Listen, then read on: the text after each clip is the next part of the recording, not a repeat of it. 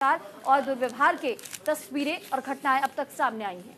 बिल्कुल, देखिए अलग अलग खबरें जो हैं वो बांग्लादेश से लगातार सामने आ रही हैं और ऐसे में बांग्लादेश में भारतीय फंसे हुए हैं और जो हमले लगातार किए जा रहे हैं उन पर चिंता व्यक्त की गई है। कल विदेश मंत्री एस जयशंकर ने राज्यसभा में इस पर भारत सरकार का जो रुख है वो भी स्पष्ट किया और बताया कि किस तरह से भारत सरकार जो है वो लगातार संपर्क में है। सबसे अहम चीज है यहाँ पर सुरभि, ये सोचने वाली बात होगी कि शेख हसीना को जिस तरह से पनाह दी गई है भारत में, ऐसे में आने वाली जो सरकार है बांग्लादेश में उससे हमारे संबंध कैसे हैं या फिर कैसे रहेंगे, क्योंकि ये एक चुनौती रहने वाली है। क्योंकि जिस शेख हसीना का विरोध वहां पर इतनी भारी संख्या में किया गया उससे भारत में पनाह दी गई है और ये एक हिसाब से अगर हम देखें तो आप समझिए कि शेख हसीना जिनके पास तमाम ऑप्शंस थे, तमाम मुस्लिम राष्ट्र थे, वो भारत में खुद को सुरक्षित महसूस करती हैं। हालांकि कई देशों से उन्होंने संपर्क साधने की कोशिश की लेकिन उन देशों की ओर से उन्हें हरी झंडी नहीं मिली।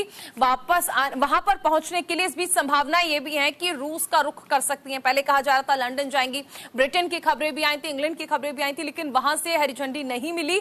अब ऐसे में क्या अगला रुख होगा और क्या आज भारत में रहेंगी या फिर आज भारत से उड़ान भर सकती हैं, दूसरे देश वो जा सकती हैं, इस पर सभी की निगाहें हैं।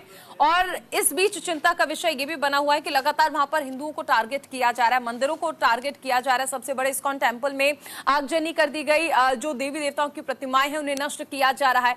तो कुल मिलाकर ये कहा जा सकता है कि बांग्लादेश में इस वक्त स्थिति बेहद चिंतापूर्ण।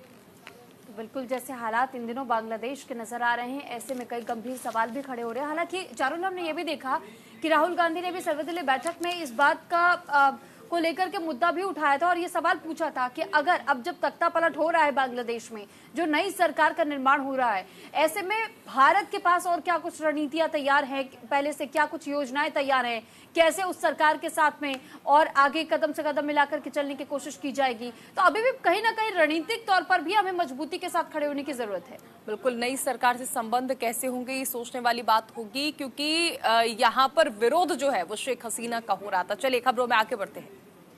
तो रियल स्टेट में